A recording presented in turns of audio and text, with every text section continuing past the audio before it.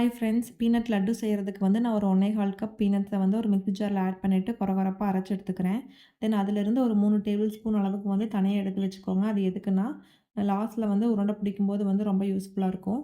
தென் இந்த அளவுக்கு கொரகொரப்பா அரைச்சிருக்கிற அந்த பீனட்ஸுக்குள்ளே வந்து ஒரு 1/2 கப் ப்ரவுன் சுகர் ஆட் பண்ணிவிட்டு நல்லா கிரைண்ட் பண்ணிக்கிறேன்.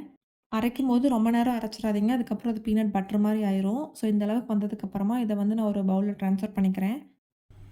3 டேபிள் ஸ்பூன் அளவுக்கு பீனட்ஸை வந்து நம்ம ஆல்ரெடி தனியா எடுத்து வச்சுருந்தோம். அதையும் இந்த பவுல்ல ஆட் பண்ணிக்கோங்க. தென் 4 டேபிள் ஸ்பூன் அளவுக்கு பொட்டுக்கடலை மாவை வந்து நெய்யில வறுத்து இது கூட ஆட் பண்ணிக்கோங்க. நான் எதுக்காக பொட்டுக்கடலை மாவு ஆட் பண்ணுறேன் அப்படின்னா, நம்ம பீனட்ஸை வந்து அப்படியே உருண்டை பிடிச்சி சாப்பிடும்போது, அது வந்து திகட்டுற மாரி இருக்கும். அண்ட் உருண்டை பிடிச்சி வச்சதுக்கப்புறமா அதுலேருந்து எண்ணெய் விட்ட மாரி இருக்கும்.